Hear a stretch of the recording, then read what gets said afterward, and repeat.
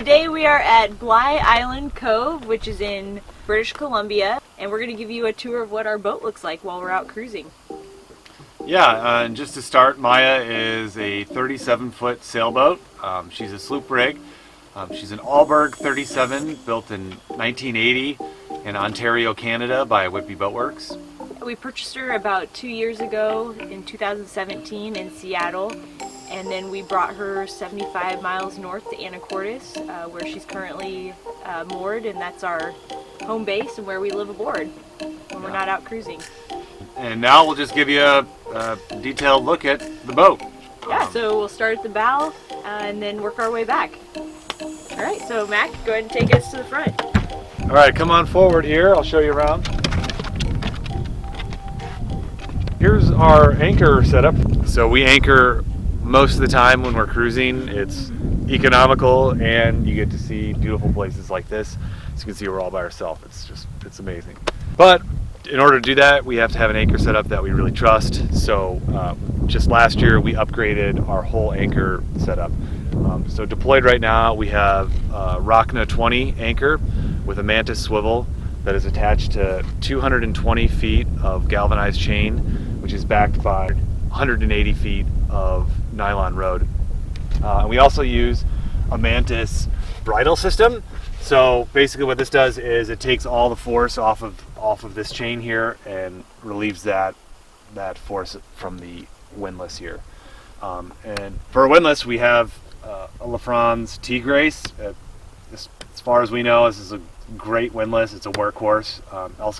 It's electric, so we have foot controls here to whether they can go up or down, but with the option to have like a manual override if there's ever any issues. This is a really great setup. We use it all the time, and it's just bomber. You can see it's blowing right now, and we just have no worries. If you want to see more about how we updated this, we have a video on that. We'll link it somewhere around here. I'll briefly touch on our sails. Up front, we have a roller furling jib sail, which we really like. Easy to deploy, easy to stow. It's really nice. And then our mainsail here, we've kind of got a traditional mainsail. The mast and standing rigging was replaced in 2012 by the previous owner, and the mast is keel stepped, so it goes all the way down to our keel. And all the sheets and running rigging go to points on here, so that really makes this boat, you really need two people to run this boat, which is fine. We're always running together. But yeah, all of our reefing points and hoisting the main, it all comes from here. But we really trust this setup, and it seems really stout. This is our Dodger that the previous owner put in. It's awesome. It's like totally top of the line craftsmanship, and it has just saved us from so many miserable wet rainy days. I mean, we cruise up here in the Pacific Northwest where the wind blows and it rains real hard, and this thing just makes driving the boat bearable. So we love this Dodger. A little further back in the cockpit, we'll take a look in there. So this is our cockpit here. Maya has a nice big cockpit, which we really like. It's big and open. We've got great storage in these lazarettes here. They're huge. I mean, they're really deep lazarettes. This one can fit both me and Jenny in there, and I've spent a number of hours down there for various reasons. So deep storage, we love that. We also have more storage under this here, and then we have our propane storage is right here. We carry 5 gallons of propane. On the back end here, we kind of have a myriad of things attached to the back. We've got a crab trap here. It's a full crab trap. We've got a life sling there. We got a 2-horse 4-stroke engine, which is not working that great right now, so it just kind of lives there. We have a monitor wind vane, which we're planning on using when we go. We're planning to do some offshore stuff, so we're looking forward to getting that to use. We also store our fishing poles when we're cruising up here. We got a trolling rod and a jigging rod. We've got a little barbecue, which we use to fry up fish and whatnot.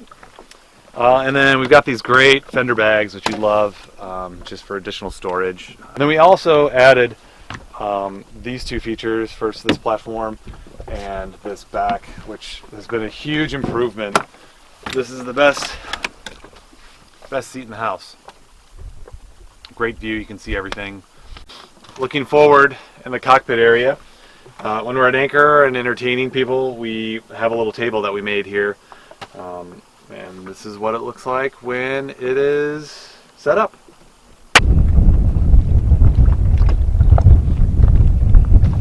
Okay, it's enough of that. This is our driving station in Binnacle. We have really a nice chart plotting setup. It's kind of antiquated, doesn't have like touchscreen or anything like that, but it's pretty robust. In addition to the chart plotter, we have sonar, depth sounder, and radar, which is great. We also have AIS, and that shows up on here. So yeah, that about does it for the topside here. Why don't you guys come on down inside, and Jenny will give you a tour of the rest. I'm going to give you a tour inside Maya now and take you down below. And first we'll start off the companionway here. We've got a nice folding door. Alright, so let's go ahead and go down below. Alright, well, welcome inside. This is the interior of Maya. First we'll start though with the galley. Okay, so with the galley we have a 3-burner stove, and it can be gimbaled, which is really nice for when we're in turbulent waters. And got an oven, which I cook a lot of bread in there, so we use this stove a lot. A lot of times I'll have 1 or 2 burners going along with the oven. And every morning we make coffee, so we boil some water and then make a French press. And then we've got our fridge here. You can see inside we're getting a little low on food.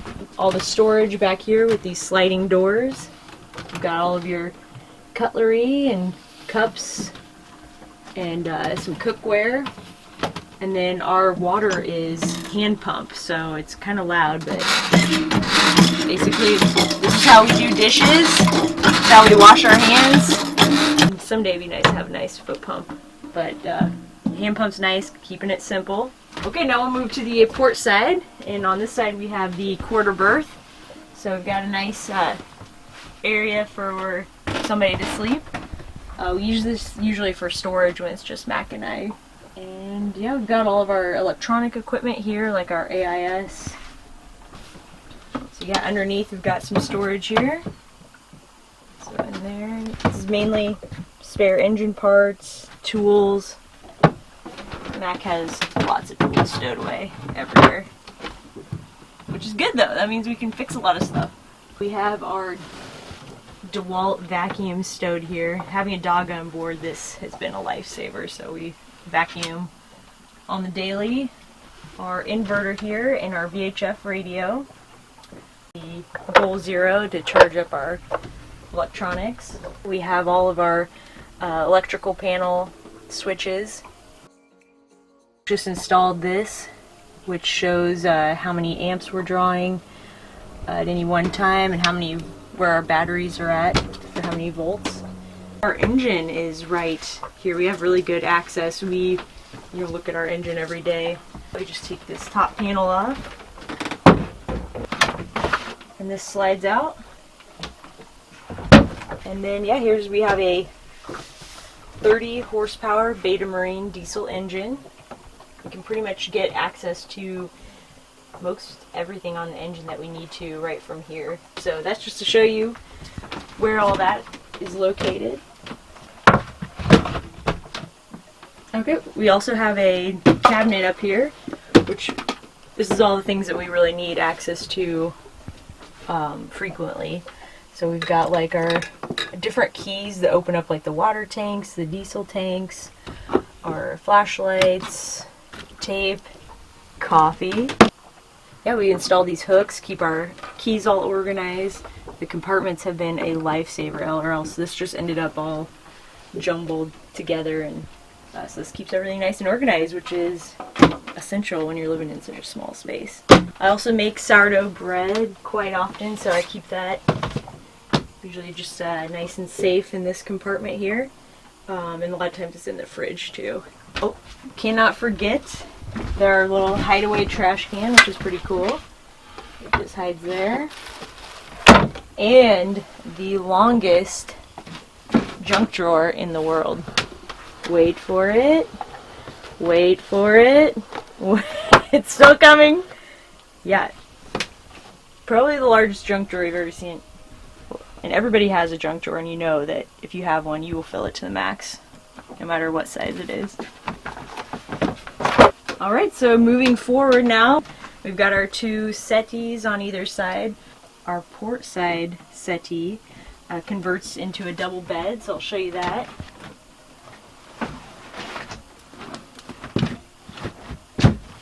And boom, you got a double bed! Oh, and behind here we have tools. Oh, more tools. Extension cord.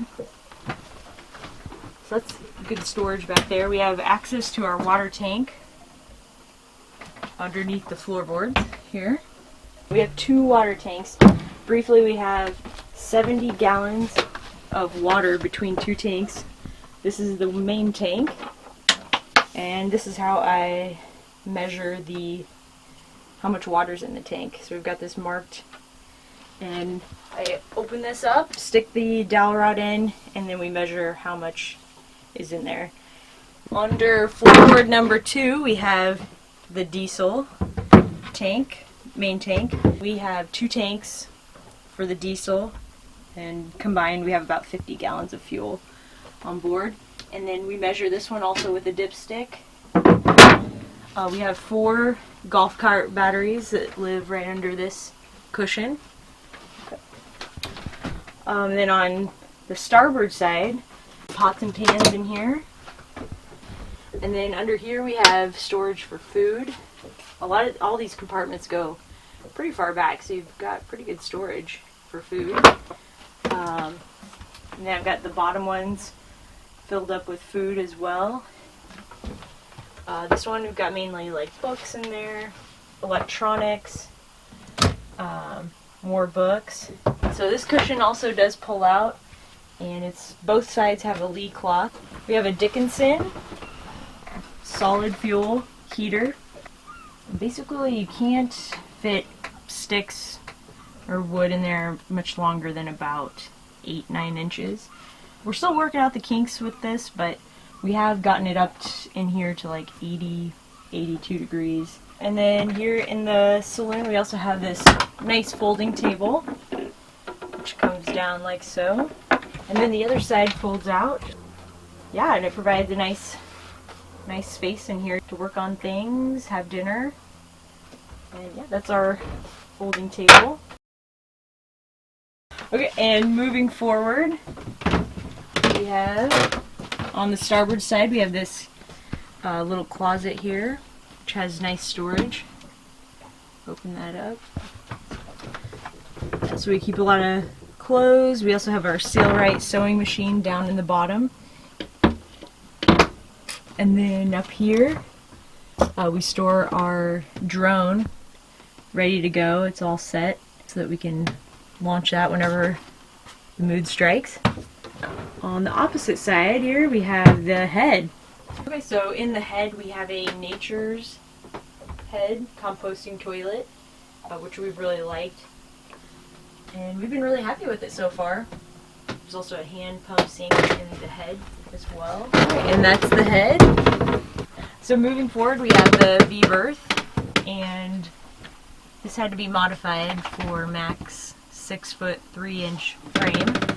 Here is Mac modeling the way he sleeps here in the V-berth. He's just about 6 inches too tall to fit in the V-berth, but he makes it work by sticking his feet on the anchor chain. So he made a foot box. He can basically keep his feet dry so the wet anchor chain doesn't get his socks wet. Yeah, it's very nice to have in the winter so that we're not getting all that cold air from the anchor chain locker coming in. So Mac built out that compartment so that you can sleep in the V-berth. Got clothes stuffed in here, stowed in these compartments. We've also got another locker here that has more tools. I think that's pretty much it for the interior tour. Now, last thing we have to show you is Rita. Rita is a Portland Pudgy, and we got her off Craigslist for a steal of a deal. She had a couple leaks, but we've been patching those, and she's worked really well for taking the dog to shore. We can really just pull the boat up anywhere over rocks and barnacles. Yeah, so that is Maya, and if you have any questions, let us know. Just drop us a comment. We also have more info on cruisingmaya.com. And again, thank you so much for watching, and cheers!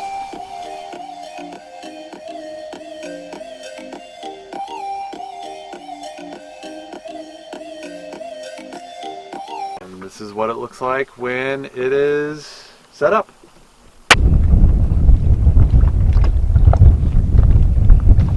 Okay, that's enough of that. Okay, I guess we should set it up now.